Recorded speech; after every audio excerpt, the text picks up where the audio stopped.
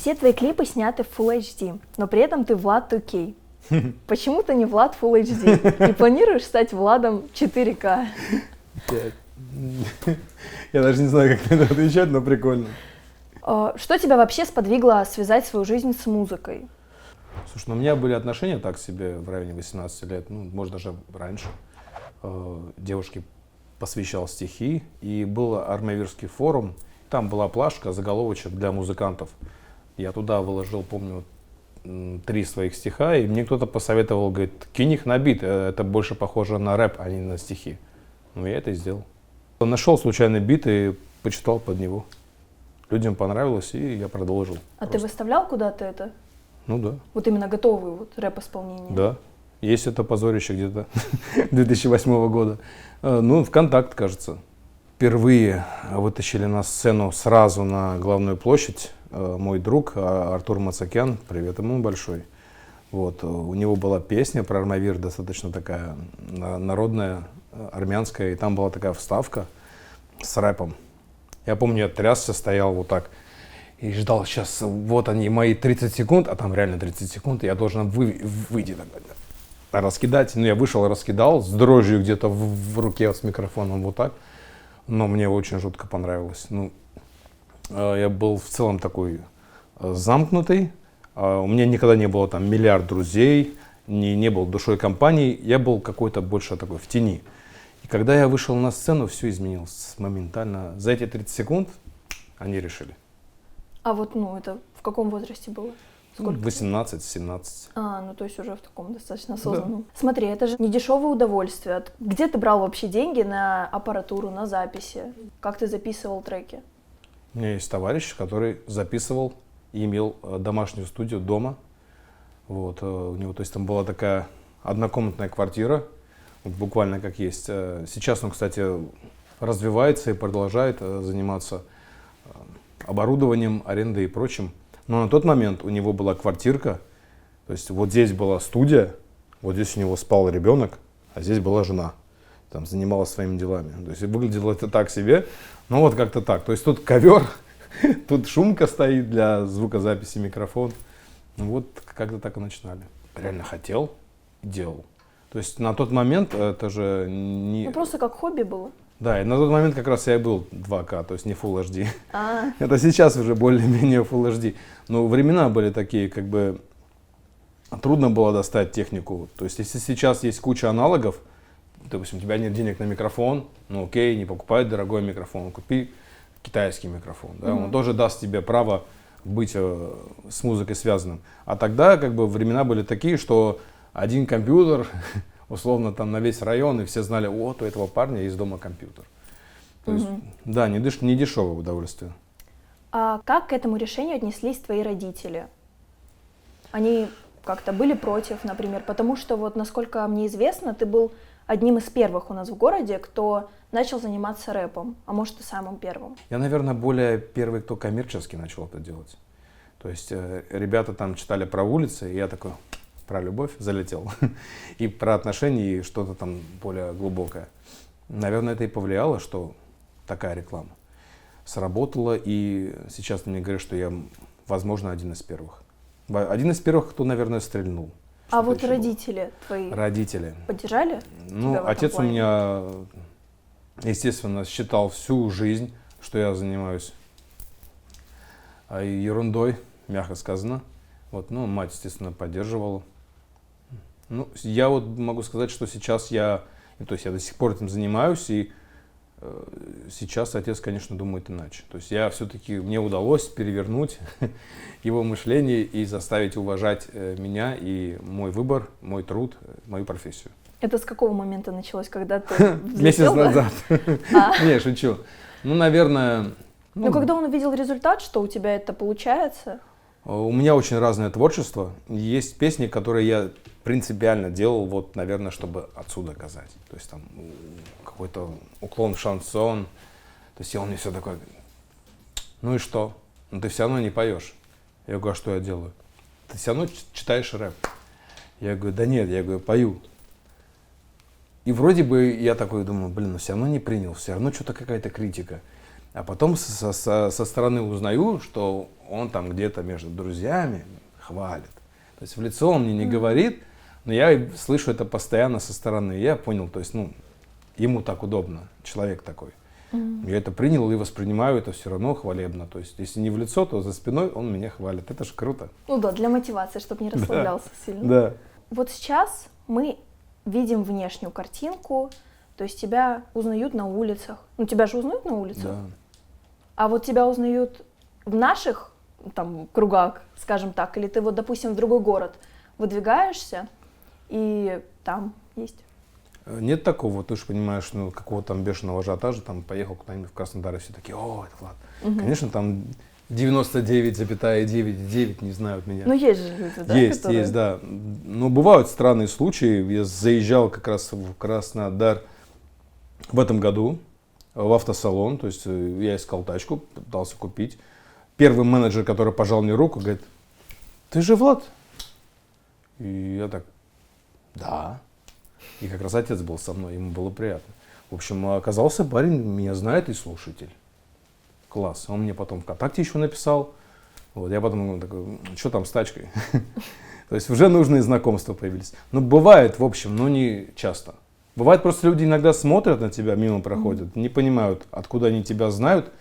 Им кажется твое лицо знакомым. Да. Вот, и может перепутали, а может реально слышали, может реально видели. Но Ну, приятно вот в такие моменты чувствуешь себя какой-то звездой, когда вот, допустим, подходят к тебе люди, там, узнают, что «Вау, ты Влад, я слушаю там». Это приятно, это какой-никакой все равно Влад. Ну, вот даже ты пришел в автосалон, там, оп, и к тебе уже какое-то немножко другое отношение. Пойдем, я тебе покажу там-то, там-то. Когда вот такое, ну, приятно, конечно. В целом вообще всегда приятно. Плохих воспоминаний на этот счет нету. Всегда хорошие и позитивные. Но мы живем в кавказском городе, Да. и у нас такой немного другой менталитет, такие наши традиции. Каково это быть кудряшкой в нашем городе? Есть ли вот какие-то моменты, прям вот, за которые тебя могут как-то выделять из общества? Смотри, я начал, короче, волосы отращивать во время пандемии. Ну, трудно же было там постричься условно. В общем, и думаю, о, прикольно, будет образ. Начал отращивать. Время шло, буквально, не знаю, там, пару лет, и все, уже я кудрявый. Самое интересное, я вот думал, наверняка это нравится девочкам. Но я получил, наверное, около 100 комментариев от ребят, от пацанов и от кавказцев в том числе. Тебе так идет, красавчик, вот так держись. То есть это удивительно, и приятно и странно. Но есть и персонажи, естественно, в городе, которые там, условно говорят, я тебя один день постригу, бля. Ты когда человеком станешь? То есть такое тоже есть, как бы. Не знаешь, в какую сторону идти. Бывает, на работу приходишь кудрявым, бывает, завязываешь и подстраиваешься. А вот были какие-то истории вот прям насчет твоего внешнего вида, которые вот ты бы мог рассказать именно из интересного? Ну, по работе, опять-таки, звонил заказчик, то есть такая-то дата, там-то работаем, это делаем, и, пожалуйста, завяжите волосы. То есть не принималось именно вот так. Это, ну, так себе, конечно, не очень приятно, но работа есть работа. Ну, ты привык или как? Или тебе все равно вот там? И на привык, какие-то и все замечания? равно, да. Кто-то может сказать, типа, там, растрепанный, некультурно, некрасиво выглядишь. Опять-таки, есть это образ. Я знаю кучу артистов, которые выглядят с такими же волосами, и никто не говорит им, что они как-то неопрятные. Ну да. Ну, вот. А здесь, когда, то есть, в тебя, допустим, не верят и не видят в тебя артиста, тебе начинаются вот эти претензии. Там, завяжите волосы, не завяжите. Но это работа. Это город, в котором я вырос. Зачем как бы ухудшать что-то? Завяжите, ну окей, завяжем. Поработаем, уйдем, развяжем. Ты же занимаешься профессионально песнями, выпускаешь их. Ты сам к ним пишешь тексты? Тексты всегда пишу сам, музыку покупаю. То есть на музыку у меня есть рвение и желание попробовать сделать самому, но времени совершенно нету. Но очень хочется. Текст всегда пишу сам. То есть это всегда какая-то... Кто пишет текст к музыке, знают, о чем я говорю, это всегда какая-то магия. Ну, есть вот творческие, а есть коммерческие такие творческие ребята, которые могут писать под заказ на любую тему. У меня особо так не получается, я заказы, в принципе, никогда не беру. Но когда ты пишешь, ты включаешь музыку, допустим, так, и улавливаешь просто, как бы сам бит, инструментал, он тебе уже говорит, о чем тут нужно писать. И такой, да. Так, чук-чук-чук-чук, и все срабатывается, ты быстро это все печатаешь, либо записываешь. Я чаще всего текст пишу ВКонтакте самому себе. То есть набиваю там, бывает просто фразами там короткими. Знаешь, какой-нибудь такой панчик, раз, так записал. Потом еще один записал, потом такой взял и склеил, получилось уже четверостишье. Ну и бывает так, а бывает сразу. Музыка порой говорит тебе, о чем тебе здесь писать, то есть, о чем тебе здесь можно сказать. Не то, что типа вот грустное, а вот веселое. Нет, в ней что-то есть такое, что тебе говорит, вот здесь ты должен сделать вот так. Я не знаю, как это объяснить, я так чувствую. И, судя по отзывам, правильно чувствую.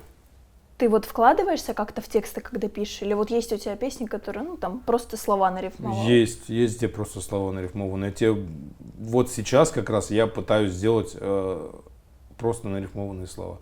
Потому что если упираться во что-то там, допустим, веселое, такое танцевальное, глупое, в нем и не должно быть смысла, ты не должен вкладывать.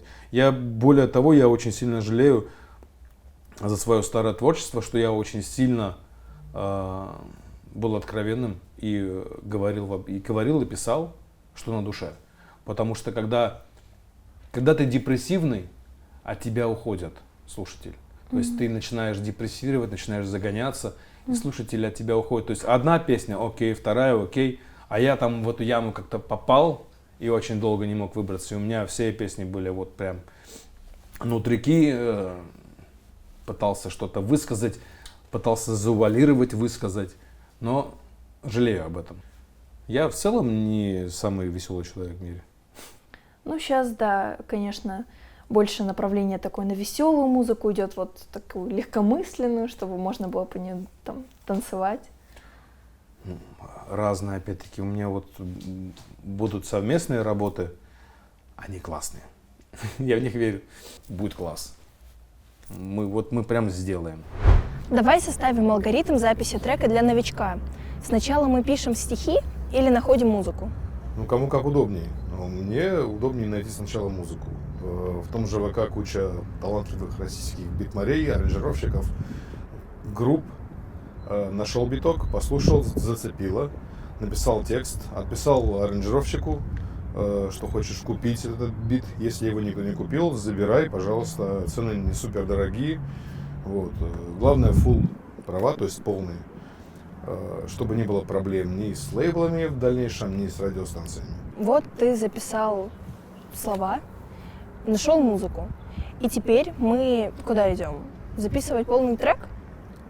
Теперь мы идем на студию, записывать трек, все правильно. А студию? Куча дорожек.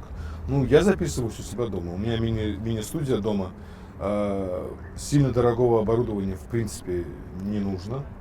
То есть, чтобы попасть там на радио или на телек, плюс-минус хорошая запись.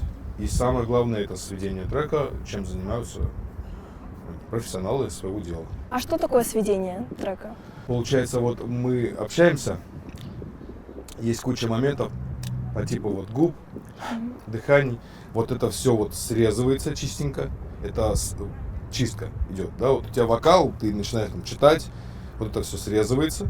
Потом, получается, по ноткам тебя разравнивают, если ты где-то промахнулся, не допел или не дотянул. У рэперов вообще другая история, там есть, в смысле, воздух, есть дабл. Короче, это очень длинная история. То есть сведение — это обязательная часть записи? Да, иначе это демка, она грязная, а у рэперов это вообще помойка. Часто так бывает. Ты вот героинь для своих клипов ищешь как? Вот просто вот тебе, как сейчас, да, всплыл образ, Да. ты вот идешь на улице так, какая подходит под него? Но я не могу на улице подойти и сказать: привет, пойдем в клип. Ну, я семейный человек, как бы, мне, в принципе, не сложно. Но зачастую, если к девочке подойти и сказать: пойдем в клип, ну, она сразу потом клеится, там, что-то хочет. Ну, в клип окей, ладно, но все равно, ну, да, и любой девушке это будет приятно. Даже если она скажет: мне неинтересно, Она потом пойдет такая, мне написали, там не сказали, позвали в клип. Написана песня, то есть она сначала была демкой. В демке я уже слышу и понимаю сюжет клипа, то есть я себе его рисую. И по этому сюжету я понимаю, какая героиня мне нужна. И я просто, когда работаю где-то, либо хожу, я такой, нет, вот это может, но не факт, а это слишком маленькая. Как-то вот так. Но я не говорю им, типа, давай. А как они вообще, вот героини, там, будущие, да, реагируют на это? Вау. Есть какой-то там, Вау, классно, я не что против. за клип? Ну, я обычно сразу объясняю, ничего пошлого, если реально ничего пошлого нету. Вот. Чаще всего это и отталкивает, если это какая-то пошлятина есть. В основном все девочки в отношениях, у кого-то парни, у кого-то мужья, мало ли что. Поэтому сразу надо объяснять, что ничего пошлого. Ну, если реально ничего пошлого, если что-то пошлое, естественно, я вообще в другую сторону смотрю, как бы не среди таких. Вот. Но чаще всего класс, все рады, все хотят, если, опять-таки, не пошлое. А твоя жена как к этому относится? По-разному. Но чаще всего, даже больше, какой чаще всего, во всех клипах она всегда у меня присутствует. Она мне помогает, она меня гримирует. В целом все хорошо. Она участвует в твоем творчестве, там, при написании текстов, например, она там, как муза твоя? Не, она участвует как слушатель первый. То есть первые демки я могу ей показать, дать послушать. Оценку дает? Да, оценку дает. Она меня срет всегда. Ну, чаще всего она говорит, мне вот здесь не нравится. Вот что это, непонятно. Ну, ты исправляешь по ее критике? Там, Нет. что-то? Я понимаю, что я знаю, как надо. Но мне все равно интересно, что она скажет. Я тебя люблю. Давай еще поговорим немного про клипы. Сколько обошлось тебе снять последний клип? Вот, в деньгах. Слушай, ну я не хотел бы цены называть, потому что ребята, которые делают это мне, эти цены разнятся с тем, если бы они делали условно кому-то там другому. Вот, не хотелось бы, конечно. Я могу рассказать про общий ценник. Нет, не могу. Затраты, минимальные. Скажем так, можно снять клип, нормальный, смотрибельный клип, который могут взять на какие-то телевидения. Кстати, у меня есть такой опыт, но спутниковый, опять-таки, сильно пока далеко мы не продвинулись в этом плане. В районе 100. Это можно сделать легко. А вот с этого клипа, с этой песни ты что-то заработал? Нет. Я, честно, даже не прошу у лейбла пока что, не прошу и не спрашиваю про прослушивание, про монетизацию. Я прекрасно понимаю, что I'm not superstar. Типа, зачем выпендриваться, что-то там требовать. Есть персонажи, знаю ребят, которые ничего себе не представляют пока что, но, как это, чтобы не материться, долбят мозг людям оттуда, где мои деньги. То есть там вообще нет ничего, но уже идут вопросы. Это неправильно. Нужно к чему-то прийти. Если там будут деньги, тебе, поверь мне, позвонят, напишут, найдут и будут рады с тобой работать. Значит, пока еще рано. Я жду. Ты сейчас не зарабатываешь вот с творчества своего музыкального? Вот смотри, как получается. Я, получается, делаю песни, клипы. Из-за этого на слуху, но я в то же время диджей. И люди, то есть я делаю одно, оно эхом идет в другое. То есть из-за этого, мне так кажется, из-за этого я больше популярен как диджей становлюсь. Это странно, потому что ты приходишь в клуб, работаешь, и нет, тебе подходит, говорит, а вы сегодня споете? Я говорю, как ты себе это представляешь? Я бы с кайфом, нет, извини, я не могу. То есть у нас сейчас вечеринка, тут клубный формат, я не могу взять микрофон и начать петь, что же ты бокал вина льешь, условно. Это будет неправильно. Как-то все разнится, неправильно работает. Но ты включаешь на мероприятиях свои треки? Очень-очень редко. Мне всегда это стыдно делать. Они просят? Бывает. Часто бывает. И почти всегда отказываю. А чего так? Стремно. Во-первых, танцпол удержать трудно в наше время, особенно в нашем городе. Им нужно прям хит за хитом, хит за хитом. Я же понимаю, я сейчас включу свою песню, но тут не все ее знают. То есть, возможно, будет спад на танцполе, а возможно, будет хорошо. Ранее, кстати, включал. И убедился, да, бывает прям пау, а бывает спад. То есть по-разному воспринимать, кто знает, а кто не знает. Ты боишься, что ее не заценят и не будут танцевать по ней? Нет, я и держу формат заведения, скорее вот это. Не боюсь, что... Более того, я демки проверяю свои на танцполе. То есть в самом начале, когда еще все сидят и кушают, я такой, ну-ка посмотрим, как вам зайдет эта песня. Кстати, новая песня, не успел включить, там буквально куплет-припев, подбежало 3 человека просто по очереди. Одна мне показывает, девчонка, Шазам, там нет, она такая, я такой, ну, а где взять? Я говорю, пока нигде. Это ваша? Да. А я такой, типа, да. А сам такой, да, приятно. То есть уже показатель, за короткий период 3 попытались все зашазамить. Значит, выстрелит. Должна. Откуда ты черпаешь вдохновение для своих текстов? Слушай, я не знаю, честно. Просто приходит на ум? Может, это какой-то жизненный опыт. Ты сказал, что там есть у тебя песни, где ты просто, рандомных слов нарифмовал, скажем так. Да. В каждый же текст исполнитель, да, вкладывает там свою душу как-то. Ну, есть какая-то душа в словах. Я добрая, как кола, ты злая, текила. Никакого же смысла в этом нет. Это просто прикольно для танцпола. Я добрый, как кола, ты злая, текила. И это не новость, что ты зацепила за тебя лишь. Шот за шотом, как домой, за тебя лишь. Я кружусь, как заводной. А черпать вдохновение, фильмы мы смотрим, жизнь, с людьми общаемся. Вот, честно, вот ты такой вопрос не задавала, книги, условные книги я не читаю вообще. То есть я читал одну книгу в детстве там и забыл про это. Это прям не мое. Я листаю страницу, уже не помню, что я читал. Но мне нравится общаться с людьми. То есть человек — это книга. И каждый человек — книжка. То есть интересная книжка или неинтересная. Сразу понятно, это обложка или там что-то интересное. У кого-то финал прям грандиозный. И когда человек тебе рассказывает что-то, изливает душу, это история. И ты вот оттуда черпаешь что-то. То есть с рассказов кого-то о чем-то.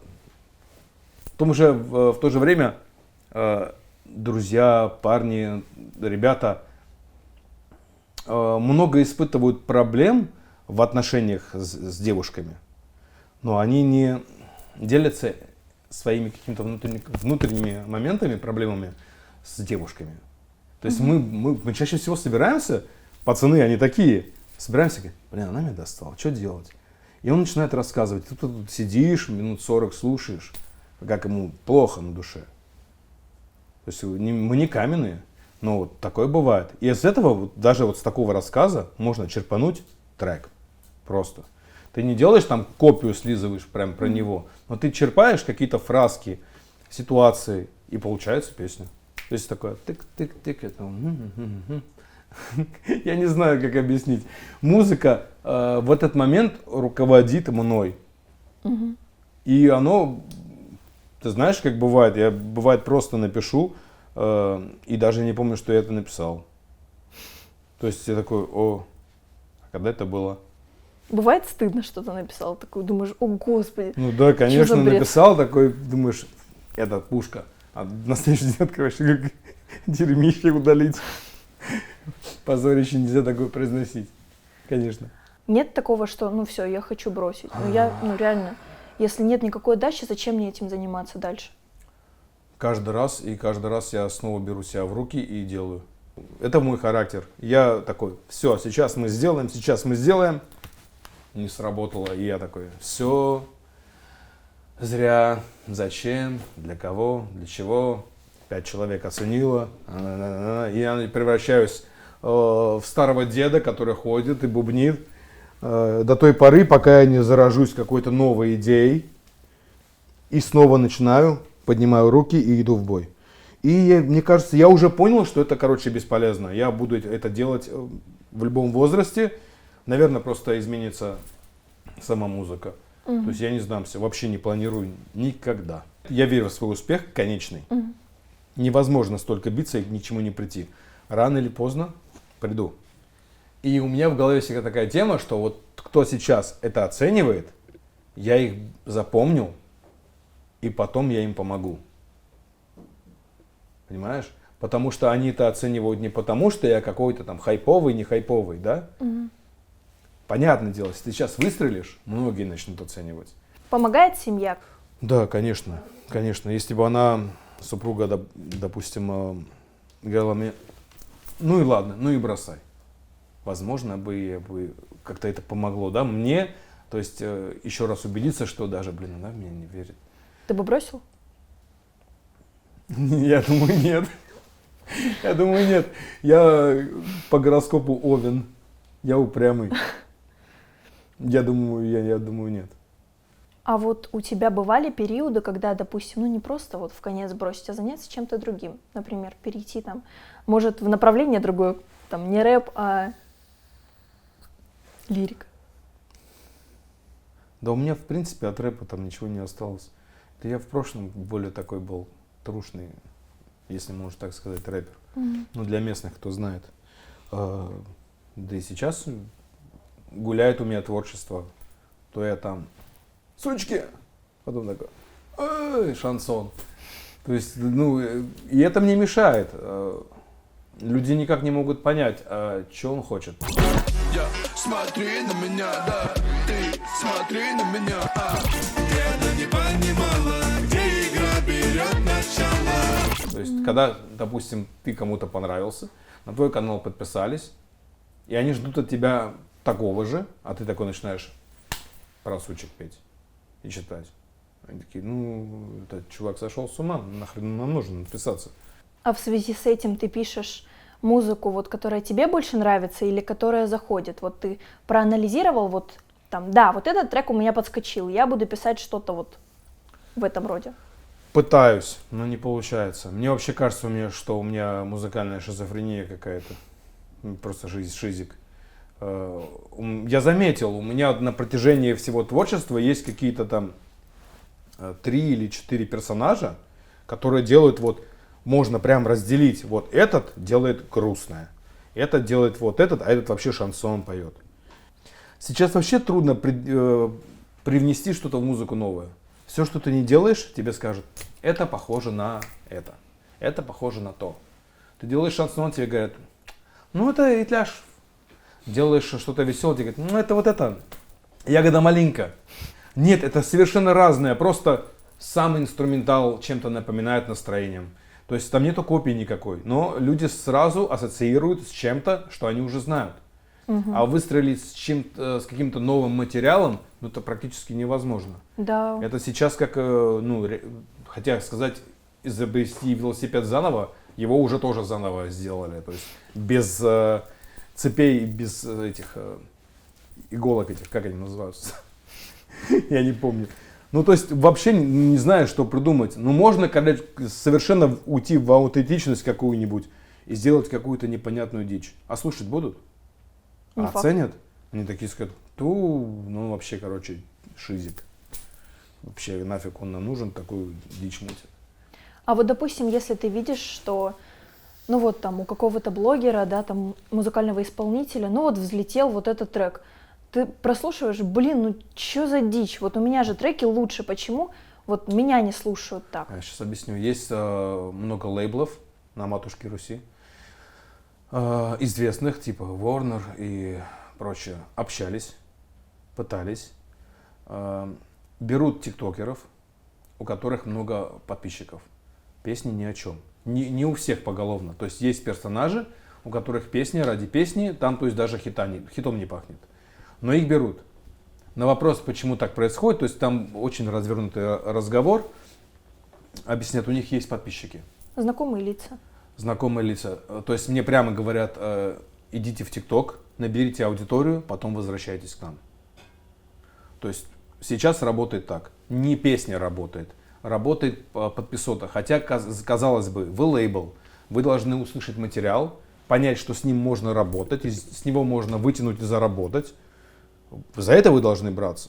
Но им интереснее браться за то, что уже разрекламировано, потому что там наверняка будут просмотры, прослушивания, что это деньги.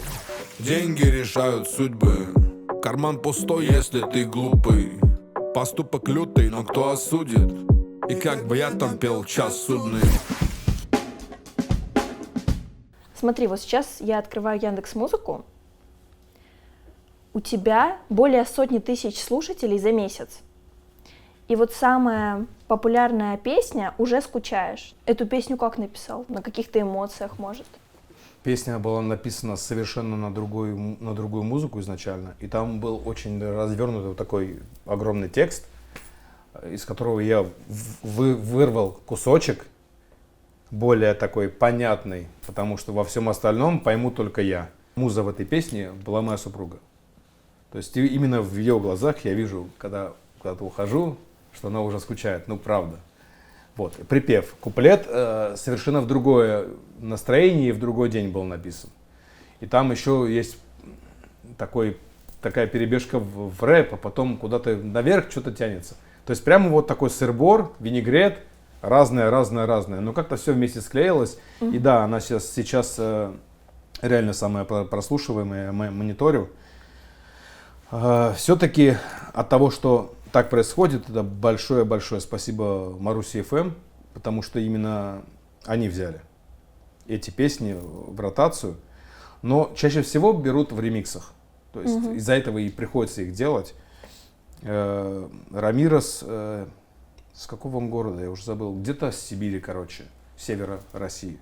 Вот, его это ремиксы, парень красавчик, молодец. Также Маруси ФМ взяли в этом году трек мой 112 без ремикса. Ну, для меня это была победа. Я такой, типа, скидываю опять материал, у них там прослушка утренняя, и он мне присылает ответ, говорит, берем. Я говорю, без ремикса? Да. Я такой, вау, А типа, вот этот класс. ремикс ты сделал по своей инициативе или этот мальчик Нет, тебе предложил? он делал ремикс, это Да? его ремикс, да. И он тебе скинул потом, что вот такой вариант, да?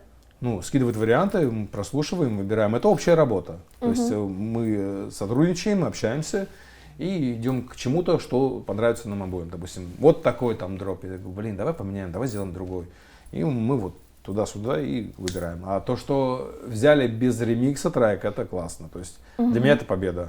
Это круто, то есть, что взяли без ремикса. Не Ну, чувака из ТикТока. Ну, в этой песне ты поешь. Давай. Смотри, в ней ты поешь. Все, что после тебя, подобие женщин, они не умеют любить. Эти слова кому посвящены? О, супруги, наверное. Супруге? Больше, да. А ты не боишься оскорбить как-то других женщин? Почему? Ну, каждый слышит и думает про меня. А то, что я закладывал, это я закладывал. Эти строчки вообще мало кто поймет. А, Всё, она что нацелена, после то есть, на тебя, аудиторию, подобие что ли? женщин, они не умеют любить и будто безгрешны. Как там дальше? У тебя текст. А у меня нет текста. Всё? Только эта фраза. Ну, то есть, это жена, да? Она у меня в сердце. Я когда пишу, вообще все, что я пишу, она всегда присутствует. В этой песне больше припев. Вот про нее. Остальное там как-то вот оттуда слово, отсюда слово. Рифмовка рандомная. Нет, не рандомная. Это рифмовка не рандомная. Потому что я писал, опять-таки, этот текст огромным, совершенно на другой бит, и там был больше рэп. Ну, ты ее переделал, получается? Да, я же говорю, вырвал из контекста и сделал припев. И этот трек, я понял, что этот трек не понимают так, как я его пока хотел показать. А как ты его хотел показать? О, сейчас бы вспомнить самому слова песни, потому что я забыл. Не умеют любить, будто безгрешные, судят. Этих мужчин, что любят изменщиц. То, что мужчины судят за спиной, за спинами пляши, то есть чаще всего вот эти мужички лет 40 уже плеши, головы. Женя, я увидел твою мимику. Все, что после тебя, подобие женщин, они не умеют любить и будто безгрешны. Каждая прикидывается невинной. Понимаешь, да, о чем я говорю? Как будто бы за ней нет греха. Как будто она чистая. Но в окружении мира и взрослой жизни, чем больше мы взрослеем, мы понимаем, что вообще все не так. То есть картинка совершенно другая. И за спинами плеши мужчин, вот этих седых, лысоватых, под 40, они все чаще обменивают любовь своих женщин на измены. И любят тех, кто изменяет. Ну, вот это то, что я вижу в современном мире и вижу в ночной жизни, в которой я работаю. Вот. И вот в этих строчках я вот это как-то спрятал. Но никто этого, походу, не понимает. Ты понимала, о чем она? Ну, да, более-менее. Ну, тогда класс. Я просто посмотрел, а ты уже скучаешь. Глаза твои предательские любви полны. Как стебель тянет в небо, так ты привыкаешь. Это значит, что мы с тобой дали раски. Все, что после тебя, подобие женщин. Они не умеют любить и будто безгрешны. Судят за бездейство, за спинами плеши этих мужчин, что любят изменить. А ты в небе летала, переломалась. Стоит любовь, но не стихли пожары. Испепелила, но не призналась. Кто виноват, что сердце так жалось? Эй, уходить не торопись так. Но ты же знаешь, я зависим. В этом искусственном мире теряется смысл. Она посвящена твоей жене, как ты сказал. Отчасти. Припев. Как ее зовут? Альбина. А сколько лет вы женаты с Альбиной? 15 лет. 15 лет, круто. Да. А какого возраста твоя аудитория слушателей? Разная, вообще. Нет какого-то среднего, допустим, Ну вот смотри, мужская, самая популярная, женская, получается, уже скучаешь. До нее была «Тайна», тоже в ремиксе. Угу. И на ту песню взрослая аудитория. То есть это почему-то мамы, женщины, очень редко девушки. На другие песни девушки. Но популярнее-то эти. Как я анализирую, я вбиваю ВКонтакте в поиск, нажимаю новости, то есть свой никнейм «Новость», и смотрю посты. И анализирую, вот прям реально мне не стрёмно, я захожу, такой, смотрю, девушка выложила пост, своя фотография, мой трек. Нажимаю на нее, смотрю, с какого она города. Почти всегда это какой-то север России, это какая-то Самара, Оренбург, Омск, что-то, оттуда, по большей части. Все, что популярно на юге России, не факт, что популярно на севере. То есть вот тут прям разница большая. А тебе приятно, что тебя слушают не только в Армавире? Приятно, да. Пишут девушки, женщины.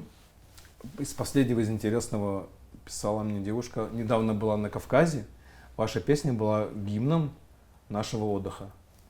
Даже так? Ну вот. Из такого, что интересного, да, то есть бывает там класс пишут, там что-нибудь еще, в личку пытаются, наверное, познакомиться больше, знаешь. Вот, эта девушка конкретно вот так написала, мне было приятно, допустим. Я тоже ответил, и я всегда стараюсь дистанцию держать, не влезать в длинный диалог, не дружить сильно, скажем так. Ну, это неправильно. Не типа я выше вас. Нет, я семейный, я понимаю, что любой диалог может перейти во что-то, или человек начнет мне написывать что-то. Зачем? Не хочу. Поэтому как-то так, мягко, классно, но в душе класс, приятно. Вот давай опять же заработок. Затронем немного тему. Вот я почему спрашиваю, мне тоже интересна достаточно музыка, вообще все, что с ней связано. Можно ли с этого заработать? Ты как считаешь? С музыки, как исполнитель, или ты про диджейство? Нет, вот больше как исполнитель как треков. Исполнитель. Если ты раскачаешься, ты понимаешь, что время такое, ты не музыкой выстреливаешь, а выстреливаешь как персонаж. Если к тебе интерес. Сейчас как на концерты приходят, тебя больше снимают, а не слушают. Да. То есть вот в этом плане, возможно, мне чего-то не хватает. Я, наверное, в силу своего возраста не могу понять, как это работает. Либо не могу захватить эту аудиторию. У меня ТикТок совершенно, я не могу, не получается. То есть люди на том конце телефона, наверное, понимают, что это старый чувак, листанем дальше. Не выходит. Зарабатывать, то есть если ты хайпанул, ты начнешь зарабатывать на лайвах, на концертах, на приглашениях различных. То есть тебя могут вполне позвать даже на элементарную какую-то свадьбу, нормально тебе кэсов накинуть, от того, что ты там просто есть. Тебе даже, может, и петь не нужно. То есть вот сейчас вот такое время. А на прослушиваниях ничего не заработаешь сейчас. То есть они не выходят никак ни в Ну монетизацию? там копейки, ничего? ты можешь за год 10-15 получить. Ну это что такое? Это же ни о чем. Но если сейчас мы получаем, насколько я знаю, если ошибаюсь, там кто-нибудь напишет, Яндекс Музыка там что-то там 56 копеек, какая-то такая тема. ВКонтакте там 2 копейки, а остальные площадки, там Spotify для нас закрыты, мы с них ничего не получаем. Я на днях видел видеоролик, где мужик рассказывал, сколько нужно прослушиваний, чтобы купить доширак. То есть И там, сколько? ну я не помню, Много? я тебе потом скину, хочешь ролик. Много? Да. А не обидно, что это не выходит в прибыль какую-то? Ну мы живем... Или ты не с этой целью? Я, в пишешь принципе, не с этой целью. Мне больше интересны лайвы. И мне всегда нравится вживую все это. Кстати, честно тебе скажу, я не всегда вживую пою. Объясню почему. Оборудование концертное. То есть мы не доросли до такого уровня приехать со своим звукорежиссером, который будет настраивать тебе все. То есть чаще всего тебя позвали, ты пришел, там хрен знает что стоит, какой-то очень дешевый дешманский микрофон, какие-то дешманские колонки, в которых ты не будешь звучать хорошо. Что-то не делай, то есть у меня был этот опыт много раз. То есть вот по итогу люди слушают, думают, что за фигня, а ты не можешь им объяснить. Ребята, ну тут микрофон как бы Г, звукорежиссеру пофиг, он вообще ушел курить, поэтому вот все так плохо. Исходя из опыта, ты понимаешь, окей, либо мы выступаем вообще под плюс, но сверху прям поем. Не то, что как артисты делают, Рот открывают. выключенный микрофон поют. Не, я прям сверху стараюсь петь. И думаю, что так даже лучше. Либо ты подготавливаешься нормально, как бы, опять-таки подготовка идет от того, сколько тебе платят. Если тебя зовут и тебе платят, ты подготавливаешься. Но это нормально. Это может цинично, но это правильно. Ты не будешь просто так тратить время, подготавливаться, что-то делать. Но есть, короче, live to back, то есть минус, в котором припев играет чуть тише, чем в оригинале. Ты под него сверху поешь, и от этого как бы ощущение, что ты вывозишь это все. Опять-таки это все приходится делать, потому что звук плохой, организация так себе. У нас кавер-группа в городе, вообще в целом как кавер-группы выступают со своим звукорежиссером. Человек стоит, каждого микрофон настраивает, во время выступления чувствует, где нужно низа потянуть, где нужно эффектов добавить. В нашем случае, как это все? Всем пофигу, вот микрофон держи, иди делай. Поэтому лучше включить плюс и петь. И да, за прослушивание, конечно, обидно, но мы живем в России. То есть твой основной сейчас заработок с диджеинга, да? Да. Не то, что основное, 90% да. Время такое, люди такие. Я не знаю, как это объяснить. Пока у тебя нету просмотров тысячных, как бы вот 90% тебе пофигу. Вот такая ситуация. И поэтому я вернусь к тому ответу. Я очень ценю людей, которые здесь и сейчас слушают. Здесь и сейчас мне пишут. Там в директ, класс, не знаю, там мне нравится ваше творчество. То есть вот эти люди дают мне духа что-то делать, продолжать. Потому что понятно, сейчас мы выстрелим и прибегут, такие, давайте, вот у нас, короче, продукция тут, отрекламируйте нам наши вещи, не знаю, мы вам что-то дадим бесплатно. Барта, а уже неинтересно. Ну, не искренне Неинтересно, получается. потому что вы не видели во мне ни человека, ни музыканта, вы увидели во мне просмотры, возможность заработать, окей, идите к другому. Не ценю я это. Не знаю, правильно, вот с точки зрения коммерции, наверное, неправильно. А вот многие свои треки ты записал в фитах с кем-то. Да. Как в таких случаях распределяются гонорары? Да, в этом случае у нас пока нету речи о гонорарах. Или там нет заработка, да, с треков особого? Нет, там нету. Я в целом вот на коммерческий уровень только начал выходить. То есть я очень долго был упертым, делал то, что. И в какой-то момент такой думаю, да я устал, не хочу. Вот я вот так решил переобуться. Очень сильно ошибался, когда пытался делать, чтобы получить фидбэк от коллег по цеху. Вот это было самое неправильное. Если вы занимаетесь музыкой, не скидывайте, если даже скидываете там коллегам выше классом, и они вас как-то там говорят, вот это неправильно, то неправильно, не слушайте. Вот реально. Вы должны, это ваш продукт, вы должны понимать, я вижу и чувствую, я записал это так, я хочу, чтобы это звучало так. Потому что когда тебя начинают поправлять, тебя здесь поправили, там, тут, и по итогу это уже не ты. И конечный слушатель это чувствует, что это пластмасса. И я в какой-то момент вот ушел куда-то не туда. Просто хотел получить респект от коллег московских, с которыми общался, был на связи. И ушел куда-то совершенно не туда, куда я должен был идти. И это меня прям погубило. Я очень долгое время ничего не выпускал. Лет 5-6. А потом переобулся и понял, что мне нужно делать. А вот у тебя треки записанные с кем-то в фитах тех же самых. Ты ощущаешь, что они взлетают как-то больше, чем твои индивидуальные? Или нет такого? Нет, такого нет. А конкуренция, вот соперничество какое-то, вот в этой же индустрии у тебя присутствует? Что ты там, блин, вот у него круче получается. Нет, такой... Подожди, у него круче получается, только уже какая-то зависть, наверное, да? Здравая зависть, это когда я смотрю результат какого-то артиста и думаю, красавчик. Ну, типа, я хочу так, но я хочу также прийти к этому. То есть артисты, которые ты смотришь и понимаешь, он этого достоин. А если ты смотришь и понимаешь, не должно быть так. То есть ты понимаешь, там приплачено, как-то сделано. То есть если завидовать, то здраво ты хочешь прийти к этому также и своим трудом.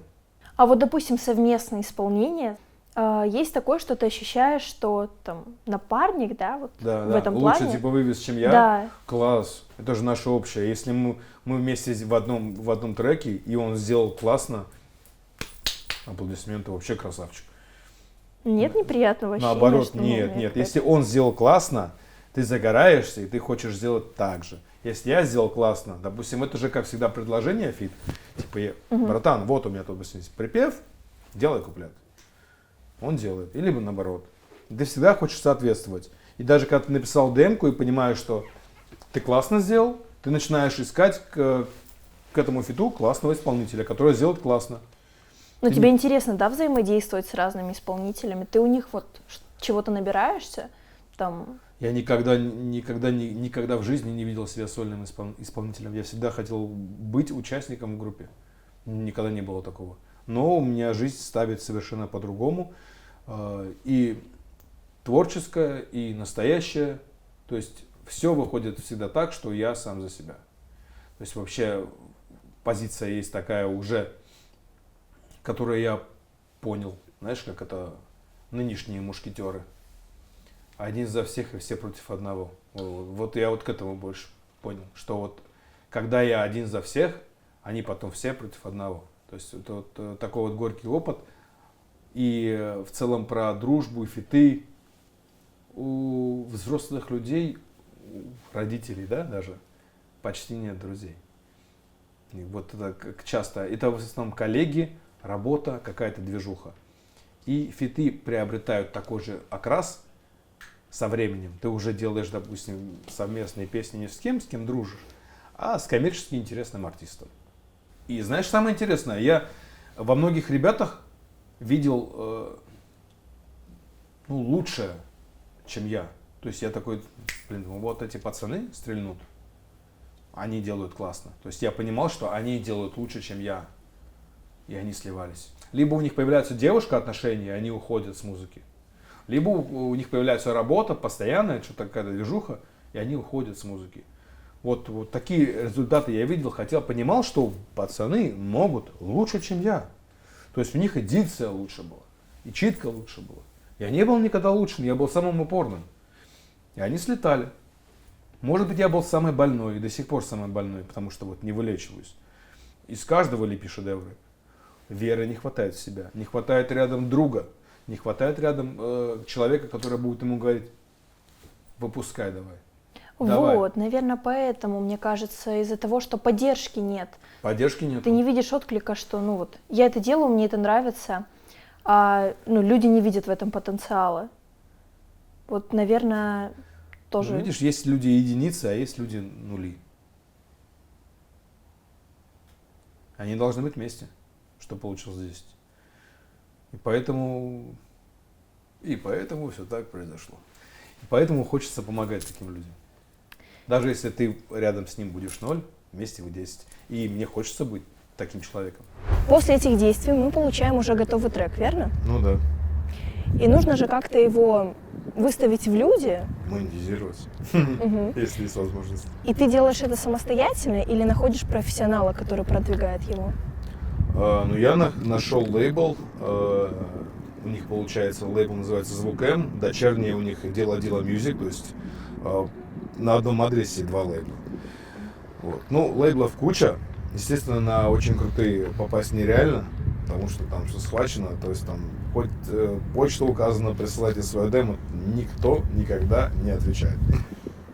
Вот. Чудеса, верите, такой себе. Да, я через лейбл работаю, но есть ребята, которые сами выкладывают.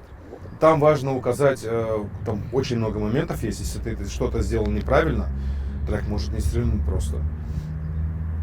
Теги, схожесть артистов, то есть вот в том же Яндекс.Музыке, когда, допустим, тебя послушали, и он тебе закидывает похожих исполнителей. Вот если ты что-то сделал неправильно, он просто после тебя включит что-нибудь, не знаю, там, румынское. То есть неправильно, получается, как-то опубликовали песню. Но песню как сочинение обрабатывают на плагиат? Или, ну вот, ты как-то проверяешь, что она схожа с другими треками или нет? Нет, они по стилю схожести есть, и поэтому плейлисты так выстраиваются, что он предлагает следующим, допустим, твой трек, а потом, условно, там, какой-нибудь Хамали навари, да, и вот, то есть такой кальянный рэп. Если ты сделал песню в этом жанре, возможно, ты попадешь в этот плейлист. Опять-таки, все так работает, что сейчас есть только ВК, кажется, и Яндекс. И плейлисты эти также, получается, покупаются. То есть, ну, все вот так. То есть ты должен где-то заплатить, кому-то отдать, чтобы твой трек попал в плейлист, и его услышали люди. Вот ты приходишь на работу, такой, говоришь, окей, Алиса, включи мне какую-нибудь песню. Ты же одну песню попросила. А он дальше пойдет, Алиса, она дальше пойдет включать плейлист, в котором была эта песня. И так ты постепенно сидишь, там что-нибудь делаешь и прислушиваешься и думаешь, о, прикольная песня. И знакомишься с новой музыкой через плейлисты. А когда человек записал свой первый трек, у него же нет этих лейблов, как ему на них выйти? Ну, есть сайт, кажется, называется BabyCD, и таких, кажется, не один похожих, когда человек может сам публиковать от себя композицию. Вот. Но есть лейблы, опять-таки, куча, на которых можно выйти легко. То есть ты находишь, что хоть в той же запрещенной соцсети на букву I лейблы, и там есть просто для контактов, присылайте свою демо. То есть крутые лейблы, естественно, тоже указывают, но никто не отвечает. Но есть маленькие ребятки, которые хотят вырасти, и там есть номер телефона, либо что-то еще, они реально отвечают. Ты присылаешь им материал, они его оценивают и говорят, да, берем, нет, не берем. То есть и все, ты, получается, они за тебя делают эту работу. Это бесплатно? Нет, они берут, все, кажется, лейблы берут 20% от трека. Или 30, я не помню точно. Но если в дальнейшем этот трек начинает продвигаться, это Если все он выстрелил, да, то получается, и они выстрелили, и они с тебя заработали, и ты заработал. Но опять-таки мы с тобой выяснили, да, что там про доширак, сколько стоит прослушивания, артисты сейчас, в России больше зарабатывают на рекламе и на концертах. На самом деле хочется поддержать тех, кто хочет, но стесняется или как-то скован. Не бойтесь, пробуйте, просто сделайте это. Вы ничего не потеряете. А ты не пробовал бросить? Кого? Курить? Про курение ты сейчас спрашиваешь? Я знаю, не смогу. А вот перед детьми ты не думаешь, что это Слушай, как-то- вот это вопросик, поколение сейчас такое растет, не знаю, у меня вот старше, 14 лет, у них не модно курить. Вот эта гадость, да, они в школе даже балуются. То есть мой нет, но не то, что он мне врет, не типа я знаю, он нет. Но в нынешнее поколение курить не модно. Я знаю так. То есть вот эти электронки, да, детки, к сожалению, этим балуются. Но это опять-таки это веяние моды. Она может пропадет буквально завтра. Все может измениться. Но я вижу, что они сигареты не особо воспринимают. Это классно. Да, я согласна, что это ужасно плохо. Как бы я не в своих там, да, личных интересах интересуюсь. Ну просто вот как там семья Я не смогу смотрит. бросить 100%. Я очень сильно... Это часть меня. А кофе, сигареты, вот это прям часть меня. Я не знаю, каким я буду человеком без вот этого и второго. Давай вот немного про твою семью сейчас поговорим. Да? Я знаю, что у тебя 3 детей. Все мальчики. Как их Да, зовут? есть пацаны. Степа, Миша и Максим. Они помогают тебе в твоем творчестве? Направляют тебя как-то вот? Ну, старший Степа, наверное, чему-то помогает. Я ему даже трек писал. То есть у него есть свой трек. Там у него минимальное количество прослушиваний, много тюна. Вот. Но ему это дало. Он в школе там с пацанами показывал. Есть такая игра популярная, Бравл Старс. Я в нее, кстати, сам играл. Я в итоге так залип, что у меня там было 1 000 000 кубков, я чемпион. Вот. Я ему написал песню про эту игру. И он за счет этого хотя бы даже, значит, поднялся в окружении своих одноклассников. Типа, они такие, о, у него есть трек. Там кто-то на звонок поставил себе, знаешь, там, Бравл Старс. То есть круто. А какая разница вот в возрасте твоих детей? Смотри, старшему 14, среднему 12, а младшему месяц. Вот. И это совершенно другое. Если кто-то когда-то думает остановиться в создании семьи, там, ограничив себя одним ребенком или 2, не останавливайтесь, делайте.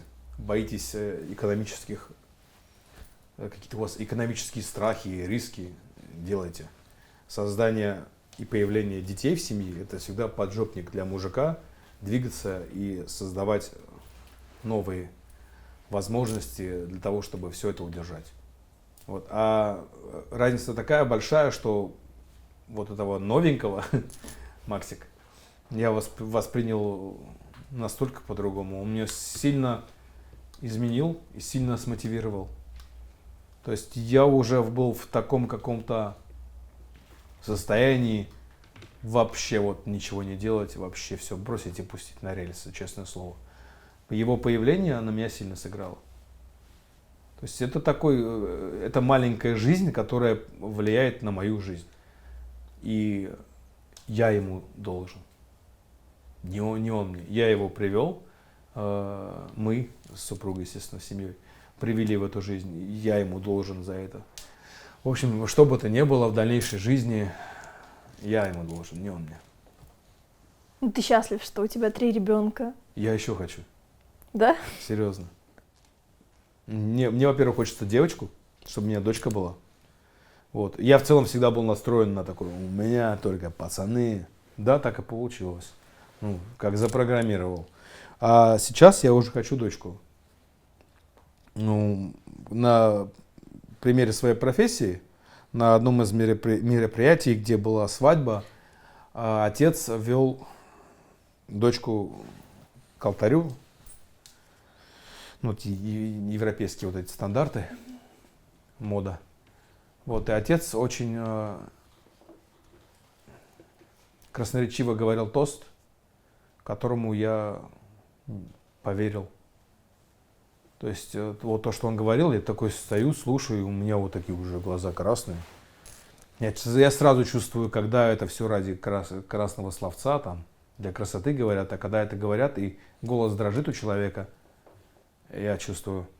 И он сказал, я такой стою, я прям реально, кажется, даже слезу пустил.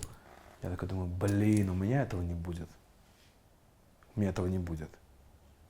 Я никогда не поведу к алтарю дочку.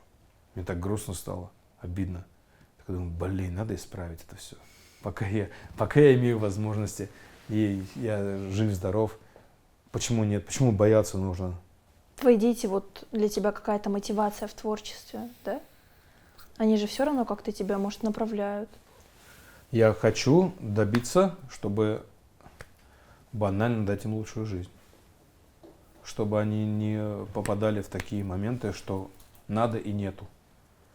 Элементарно даже хочется полностью, то есть взрослые родители, хочется полностью взять, отгородить их от проблем и помогать. Но не получается полностью, понимаешь, это получается как-то рандомно. Мне хочется огородить любовью, заботой всех своих близких, но не хватает, себя самого не хватает даже. Не то, что времени и там, денег, каких-то моментов. Вот, просто жизни не хватает на все. Но я все равно готов и хочу, чтобы был еще ребенок. Даже если это будет опять-таки мальчик. Ладно, окей, тогда у меня будет 4 невестки. Пау, я буду кайфовать. Я их восприму как родных. Знаешь, там бывает, может не понравится человек, ну просто, ну ладно. Нет, плевать, будет мое, будет моя. Мне интересно мнение старшего, ему 14, и мне интересно его мнение, вот его мнение мне больше интересно, то есть он молодежь.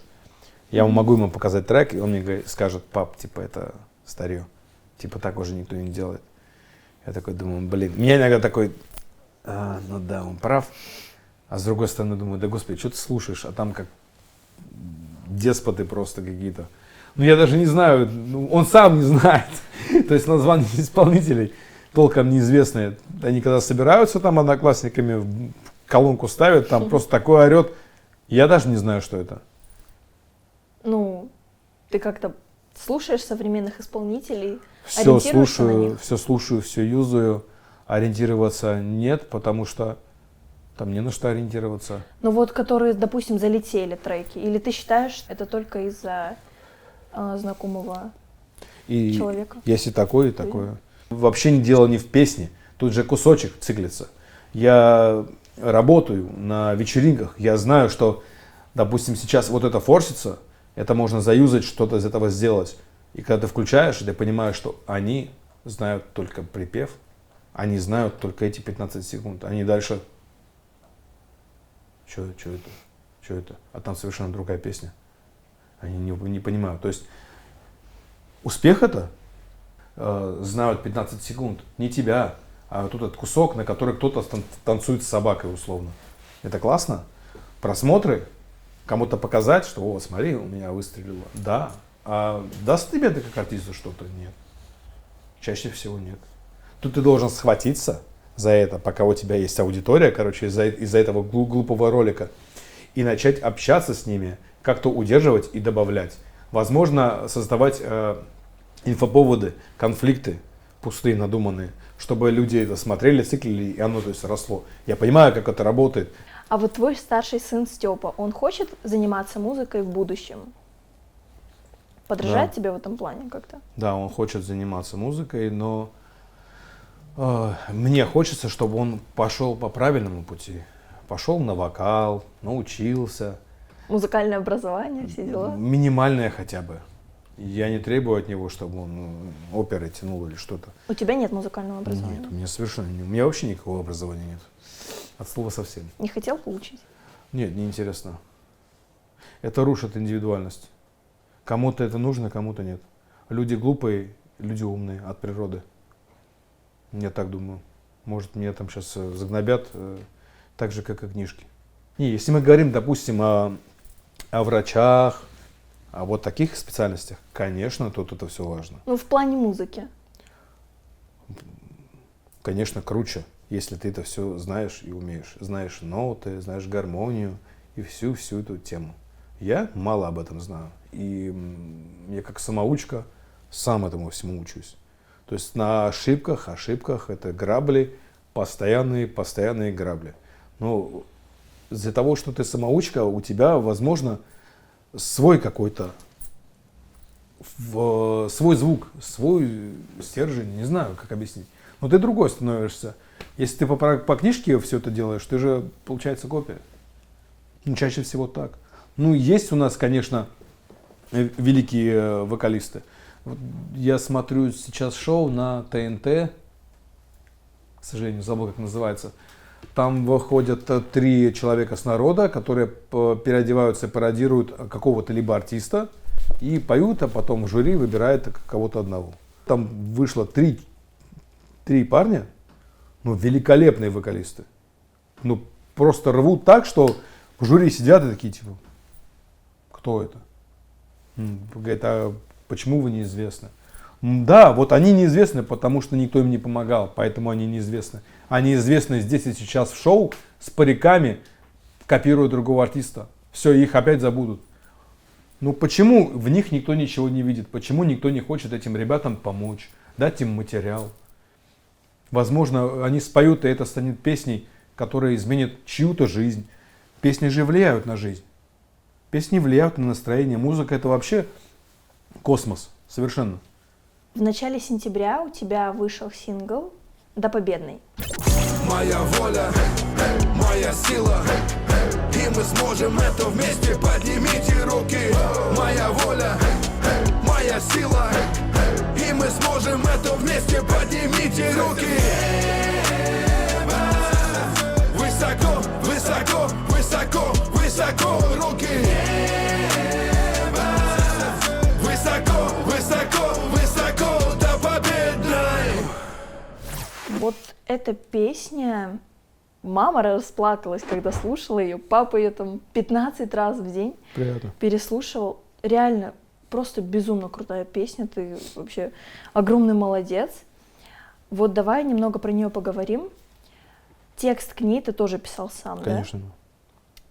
А вот тему ты подбирал вот, сам же понимаешь, да, сейчас актуально все Да. вот это. Был какой-то... Желание какая-то хайпануть на актуальность? теме? Да. Нет, конечно, нет. Если бы было бы желание хайпануть на этом треке, он был бы другим совершенно. Он не коммерческий, и это доказывает то, что о нем мало кто говорит. Вот, на удивление, вам понравилось. Ну, очень редко я про него что-то слышу. Безумно крутой. Он искренне это чувствуется. То есть ты... Ну, не было, да? Не, желания хайпануть не было. Я же объясняю, как пишу, слышишь музыку. Мы вот... Есть у меня уже в базе много-много битмейкеров, которых я слушаю. То есть если новые появляются, я также их слушаю. Ты слушаешь биты эти, пытаешься на один что-то набросить, чувствуешь типа вайб.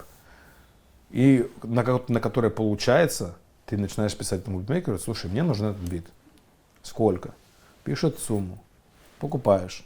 Тебе дают права, то есть документ, PDF-ку, где указано, что этот бит теперь твое, личное. Все, теперь ты можешь на него писать. Написал, записал, свели, и готовый трек.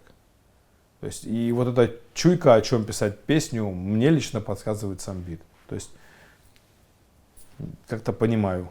Ты услышал музыку и понял, да, что это должно быть вот именно на эту тему. Да. И там нету прям таких... Там же нету такого текста, что я за это, а не за то.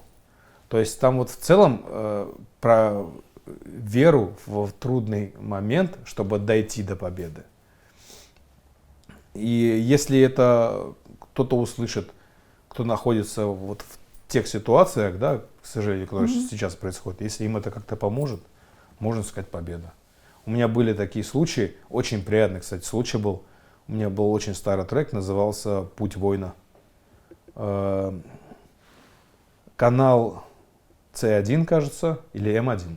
То есть бойцовский канал про спорт на спутниковом телевидении. Мне кто-то скинул или сказал, не помню. Короче, я нашел этот ролик, где борец клуба Емельяненко, кажется, выходит под этот трек на бой. Я такой: вау.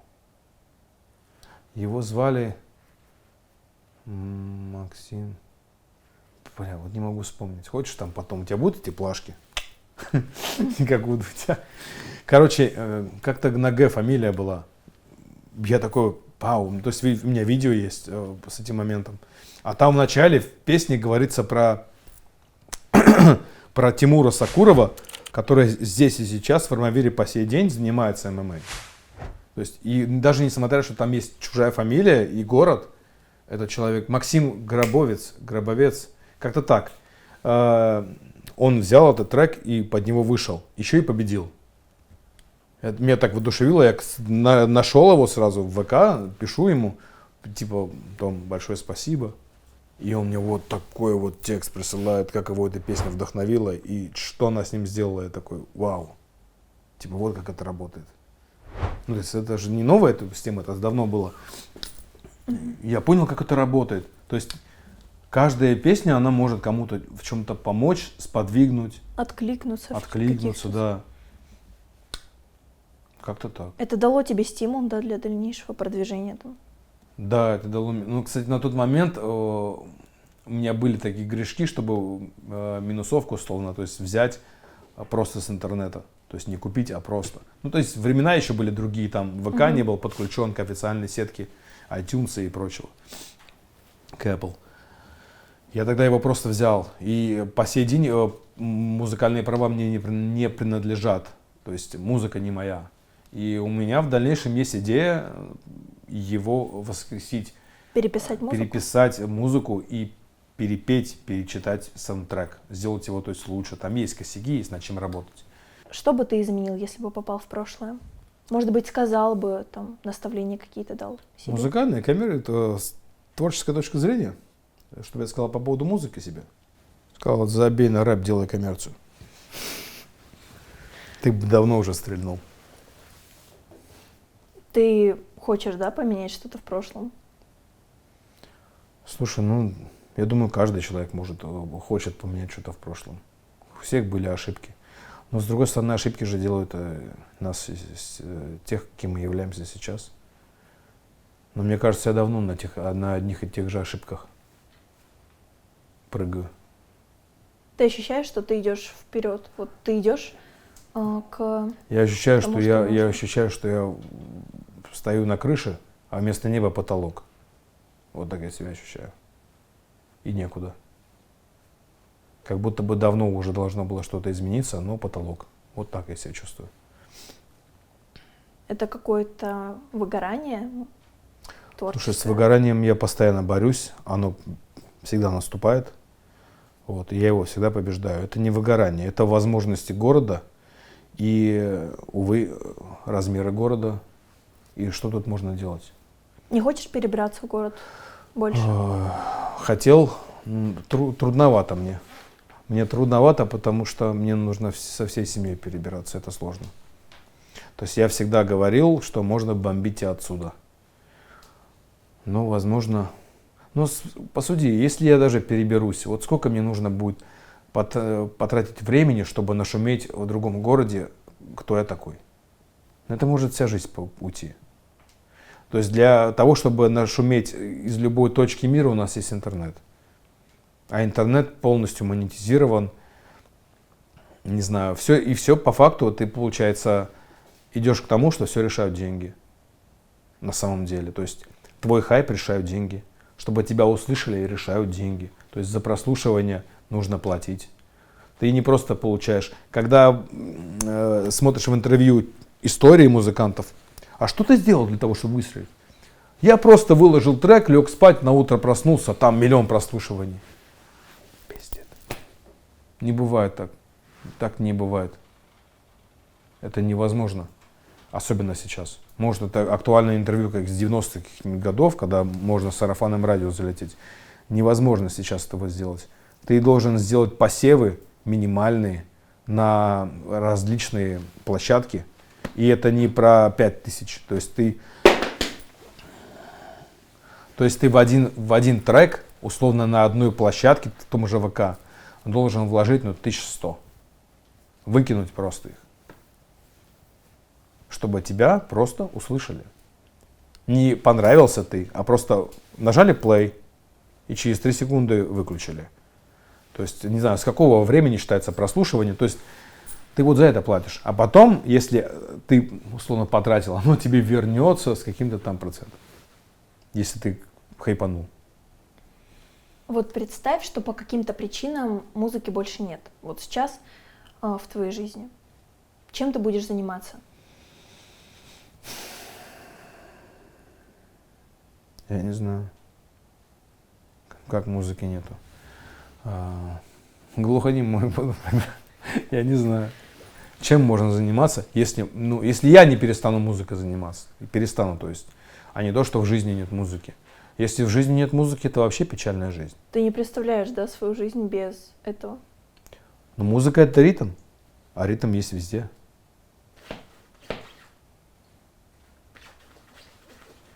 Это ритм. Из него можно сделать музыку. Не представляю. Ты считаешь ее частью своей жизни? Да, это очень большое значение для меня имеет. Я вот этим болен. Мне хочется постоянно создавать, и когда у меня получается создать какую-то песню, я в этот период безумно счастлив. Неважно, что у меня в жизни происходит, я бегаю окрыленный по делам, туда-сюда, потому что я сделал какую-то там песню, и я от этого кайфанул. То есть процесс мне принес больше удовольствия, и я счастливый. А когда она не делается, не создается, я нервный. До той поры, пока я не сделаю. Такая вот тема. Ты считаешь себя счастливым человеком вот на данный момент? Я считаю себя невезучим человеком. Потому что давно бы что-то уже изменилось у меня в жизни, если бы был бы везучим. Вообще считаю себя мостиком. Есть пешеходы, а есть мостики. Я мостик. То есть я всегда помогаю людям, неведомо тому, дойти от точки А в точку Б, а сам остаюсь. То есть у меня всегда вот такая история. Со стороны, если послушать, все считают меня счастливчиком. Я так не считаю. Мне кажется, нет. Есть такая тема, как говорят, типа, зачем ты себя программируешь, ты должен думать позитивно, и тогда оно все сбудется. Не работает эта херня, и вообще не работает. Бред. Либо кто-то возле тебя постоянно, это труд, кто-то возле тебя постоянно говорит, давай, ты молодец, как с маленьким, знаешь, ребенком. Либо ты просто-напросто настолько отключенный от всего, что ты сам себе это говоришь постоянно. И то, и другое сложно. Ну, все зависит от нас самих. Как ты вот поверишь сам в себя, так же и будет. Ну вот ты поверила сама в себя. Найдется человек, который тебя опустит на 2 ступеньки ниже. И ты должна иметь силы встать не на 2 обратно, а на 3. И так всю жизнь. В работе, в жизни, в музыке, во всех сферах. Люди злые. Все хотят укусить. Как с этим бороться? Где находить веру, если, допустим, у тебя нет рядом человека, который тебе говорит, давай, дай это фигня, все это сделаешь. Если нет этих людей. И если, допустим, люди, не то, что они есть, и у них есть желание вот это все делать, но у них жизни не хватает, времени не хватает. То есть они тоже замороченные. Взрослая жизнь, она такая. Да, молодежь может между собой легко. Мы-то все в заморочках. То есть, возможно, знаешь, это как часто ты весь день думаешь о родителях, в смысле набрать, но не набираешь. И когда ты ложишься спать, думаешь, бля, опять не набрал. Вот то же самое. Порой просто не хватает времени на друга, сказать ему, либо давай, сделай. Потому что просто нет времени. А он, возможно, из-за этого загибается. Ему просто не хватает этих слов. Такая тема. Поддержка, конечно, важна. У тебя есть эта поддержка сейчас? Моя семья горой за меня, да? Это очень классно. Да. В этом плане я счастливчик. Что ты считаешь своим самым значительным достижением на сегодняшний день? Достижением на сегодняшний день? Музыкальным? Жизненным? Вообще. Ну, музыкальные достижения мы, в принципе, перечислили там. Они не прям высокие. На уровне города, наверное, да. Достижения в жизни. Я заставил. этот город, себя любить, как мне кажется. Я никому не нужен был. У нас город небольшой, и здесь есть такое понимание, как уважение по фамилии, уважение по номерам машины, уважение по бизнесу, кто что держит. Ну, если мы вот в рамках города говорим, я же здесь живу, тут. То есть не имея ничего, я знаю, я на слуху. То есть я ничего не держу, никакой бизнес. Как здесь в местных кругах, он это держит. Это его бизнес. То есть от этого человека знают.